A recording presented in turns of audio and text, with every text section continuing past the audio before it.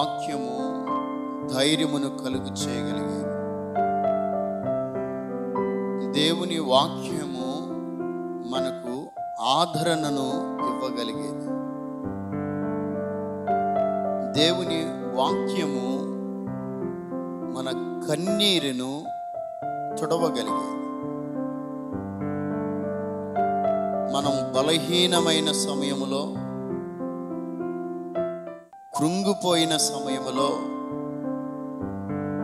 దేవుని వాక్యం మీద మనం మనసు పెట్టినప్పుడు, లేదా అలాంటి సమయములో ఏదవ దిక్కు నుండి దేవుని వాక్యము మన హృదయంలోనికి వెళ్ళినప్పుడు ఒక గొప్ప ఊరట లభిస్తుంది. కనుక దేవుని వాక్యాన్ని మనం ఎప్పుడు శ్రద్ధతో, ఆయన మాటను మనం వినటం నేర్చుకోవాలి. ముందు వాక్యం సెలవిస్తూ ఉంది, నా మాటను ఎవరైతే శ్రద్ధగా వినగలుగుతారో వారికి నా దగ్గర నుంచి వచ్చే దీవెనలు వారు మెండుగా పొందుకోగలుగుతారు. దేవుని దగ్గర నుంచి వచ్చే దీవెనలను పొందుకున్న వ్యక్తి భూమి మీద ధన్యుడిగా ఉండగలుగుతాడు. ఆమేన్. దేవుని దగ్గర నుంచి వచ్చే దీవెనలను పొందుకున్న వ్యక్తి భూమి మీద సంతోషవంతుడిగా ఉండగలుగుతాడు. ఆమేన్. కనుక దేవుని దగ్గర నుంచి వచ్చే ఆశీర్వాదాలు మనం పొందుకోవడానికి మన హృదయాలను ఎప్పటికప్పుడు సిద్ధమై ఎదురు చూడాలి. ఈరోజు మనం యెషయా గ్రంథం 54వ అధ్యాయములో ఉన్న ఒక భాగాన్ని ఈరోజు మనం ధ్యానం చేయబోతా ఉన్నాం. యెషయా గ్రంథములో ఉన్న 54వ అధ్యాయములో ఉన్న ఒక సందర్భాన్ని మనము జ్ఞాపకం చేసుకోబోతా ఉన్నాం. మొదటి సందర్భమును మీకు గుర్తు చేసిన తర్వాత దాని వివరణలోనికి వెళ్ళి దేవుడు మన పట్ల ఏమై ఉన్నాడు అనే దానిని జ్ఞాపకం చేసుకుందాం. మొదటి అధ్యాయం 54వ అధ్యాయము మొదటి వచనములో గొడ్రాలా అని పిలుస్తా ఉన్నా. పిల్లలను కననిదాన జయగీతమెత్తుము, ప్రసవ వేదన పడనిదాన జయగీతమెత్తి ఆనంద పడుము. సంసార పిల్లల కంటే విడవబడిన దాని పిల్లలు విస్తారమగుదురని యెహోవా సెలవిచ్చుచున్నాడు. గుడ్రాలేంటి? ప్రసవ వేదన ఏమిటి? సంసార పిల్లలు ఏమిటి? ఇది శారీరకమైన సంబంధమైన విషయం కోసం కాదు అక్కడ వ్రాయబడింది. ఇది ఎవరిని ఉద్దేశించి రాయబడిందంటే ఇశ్రాయేలు ప్రజల జాతి గురించి ఉద్దేశించబడిన మాట ఇది. విడవబడిన వారు అక్కడ వ్రాయబడింది, గొడ్రాలు అని అక్కడ వ్రాయబడినది, ప్రసవ వేదన అని అక్కడ వ్రాయబడినది, సంసార పిల్లలు అని అక్కడ వ్రాయబడింది. దీన్ని కొంచెం మీకు కొద్ది భాగమే మీకు తెలియపరిచి ముఖ్యమైన ఆ అంశం కోసం మీకు తెలియపరుస్తాను. ఇశ్రాయేలు ప్రజలు దేవునికి ఇష్టముగా ఉండవలసిన ఇశ్రాయేలు ప్రజలు దేవుడి దగ్గర నుంచి దూరం అయిపోయారు. దేవుడి బిడ్డలుగా ఉన్న వీరు విడవబడిన వారిగా సృష్టికర్తను పూజించకుండా సృష్టిని పూజించటం మొదలుపెట్టారు. వారి జీవితంలో అలాంటి పరిస్థితి ఎదురైనప్పుడు గొడ్రాలికి ఏ శాపమైతే వచ్చిందో అటువంటి శాపకరమైన స్థితిని ఇశ్రాయేలు ప్రజలందరూ అనుభవించారు. ఎందుకు శాపం వచ్చింది? దేవుడి మాటను వారు ఏం చేశారు? ధిక్కరించారు. సృష్టికర్తని వారు ఏం చేయలేదు, పూజించలేదు. సృష్టిని పూజించటముతో గొడ్రాలు ఏ రకమైన శాపకరమైన స్థితిని అనుభవిస్తుందో అటువంటి శాపాన్ని ఇశ్రాయేలు ప్రజలు ఆధ్యాత్మికంగా శారీరకంగా వారు అనుభవించుచూ వెళుతా ఉన్నారు. రెండవది, ప్రసవ వేదన పడుచున్న అనే ప్రస్తావన అక్కడ తీసుకుని వచ్చారు. దేవుడైన తండ్రితో, దేవుడైన యజమానుడితో, దేవుడైన భర్తతో, దేవుడైన తల్లితో అనగా ఆయనతో సంబంధాన్ని వారు తెగదెంపులు చేసుకునేటప్పటికీ ప్రసవ వేదన ఇప్పుడు ఏమైపోయింది, ఎక్కువ అవుతా ఉంది. అంటే శ్రమ వారికి ఎక్కువైంది.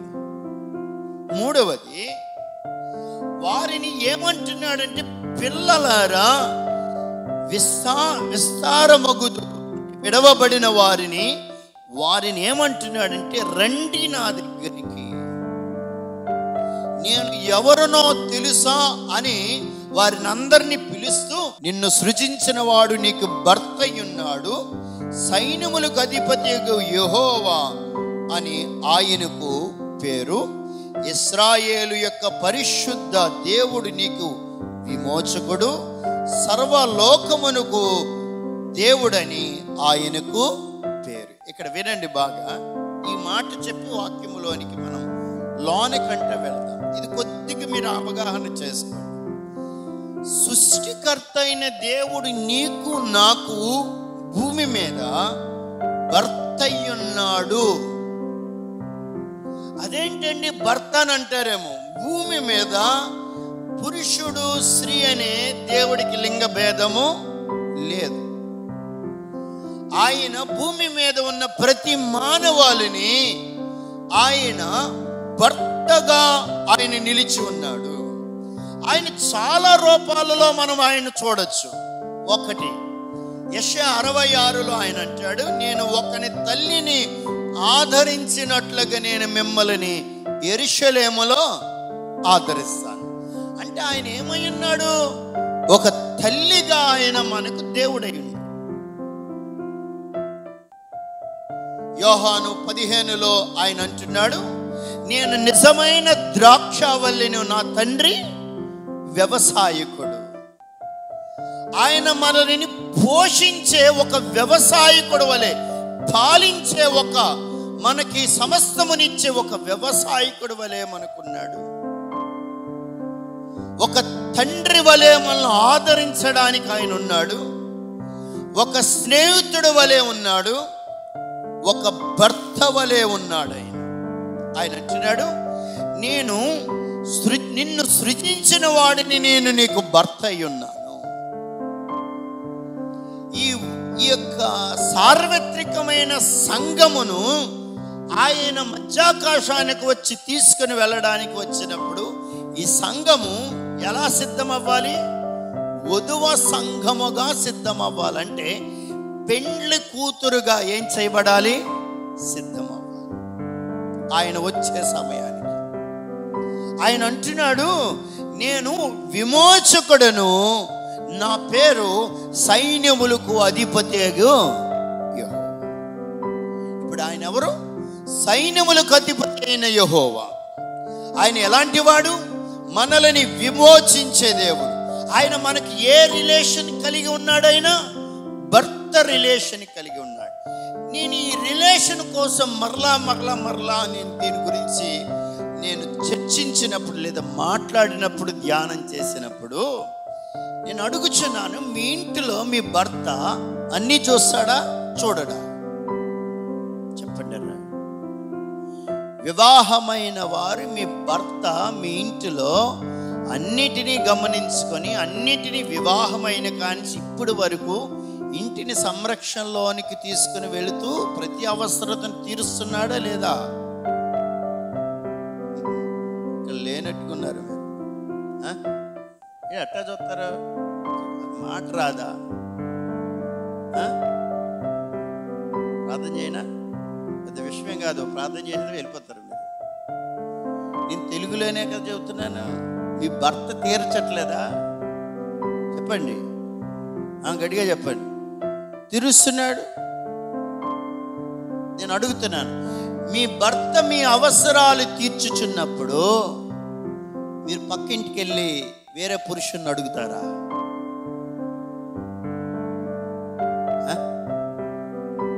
చెప్పండి రా, వినబట్లా నాకు. ఇది నవ్వేది కాదు, చెప్పడం, నోరు తెరిచి చెప్పడం. మీ భర్త ప్రతి అవసరతను తీర్చుచున్నప్పుడు వేరే వేరే యొక్క పురుషుడి దగ్గరికి, వేరే ఇంటి దగ్గరికి వెళ్ళి మీరు అడుగుతారా? అడగరు. సెకండ్, మీ భర్త మీకు సహకారిగా ప్రతి విషయంలో అండగా ఉన్నప్పుడు వేరే ఒక దగ్గరికి మీరు వెళ్ళడానికి ఇష్టపడతారా? ఇష్టపడరు. అలా వెళితే ఏమవుతుంది? అది వ్యభిచారం అవుతుంది, అది పాపం అవుతుంది, అది ఘోరమైన పాపము చేసే వ్యక్తిగా నువ్వు ఉంటావు. మీకు అర్థమవడానికి ఆ మాట చెప్పాను.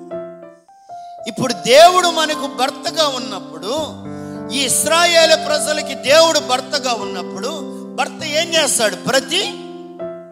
చెప్పండి, ఆహారాన్ని పెడతాడు, ఇంటిని సంరక్షిస్తాడు, ఏదైనా బాగోకపోతే వెంటనే చర్య తీసుకుంటాడు, తన స్థితిగతులన్నీ కూడా తనది భారము భుజము మీద వేసుకుంటాడు, తన యొక్క కుటుంబ భారాన్ని, పిల్లల భారాన్ని వేస్తాడు. అలాగే సృష్టికర్త అయిన దేవుడు ఇశ్రాయేలు ప్రజల భారమునంతా కూడా భర్త స్థానముగా ఆయన నిలిచుండి భారం వేసుకుంటే వీళ్ళేం చేశారు చెప్పండి? సీనాయి పర్వతము దగ్గర మాకు ఈ భర్త అవసరత లేదు, ఈ సృష్టికర్త అవసరత లేదు, మాకంటూ ఒకటి ఉందని వారు ఏం చేసుకున్నారు? వారు దూడని చేశారు. ఇప్పుడు చెప్పండి, ఈ సృష్టికర్త అయిన భర్తను వదిలి సృష్టించబడిన సృష్టిని వీరేం చేస్తున్నారు? మనము ఒకవేళ ఆ జాబితాలో ఉన్నా, ఒకవేళ మనము ఆ పాపమైన స్థితిలో ఉన్నా, దేవుడికి వేరుగా ఉండటము కూడా పాపం. ప్రార్థన చెయ్యకపోవటమే పాపం, దేవుడికి వేరుగా ఉండటము పాపం, సృష్టించిన సృష్టికర్తకి ఆ భర్తకి ఏది చెప్పకుండా ఉండటము పాపం. ఇంట్లో ఉన్న ప్రతి ఒక్క స్త్రీ కూడా తన భర్తకి ఏది చెప్పకుండా చేయదు. నీ సృష్టికర్త అయిన భర్త అయిన దేవునికి, సైన్యములకు అధిపతి అయిన దేవుడు, విమోచించే దేవునికి అన్నీ మనము చెప్పగలుగుతున్నామా? చెబితే మన జీవితంలో ఆయనతో సంబంధము కలిగి ఉన్నాం. చెప్పకపోతే నీవు వేరే పురుషుడితో సంబంధము కలిగి ఉన్నావు. దీనిని ఆ రకమైన విధానములో మీరు అర్థం చేసుకోకూడదు. అంటే మనము సృష్టికర్త అయిన దేవుడు మనకు భర్తగా ఉంటే వేరే ఒకరితో మనం ఉన్నామంటే ఆయన మనం ఏం చేస్తున్నాం? మనం విడిచిపెట్టేస్తున్నాం. వేరే ఒకరితోనంటే లోకానుసారమైన జీవితాన్ని మనము జీవించి లోకనాథుడైన సాతానుతో సంబంధం.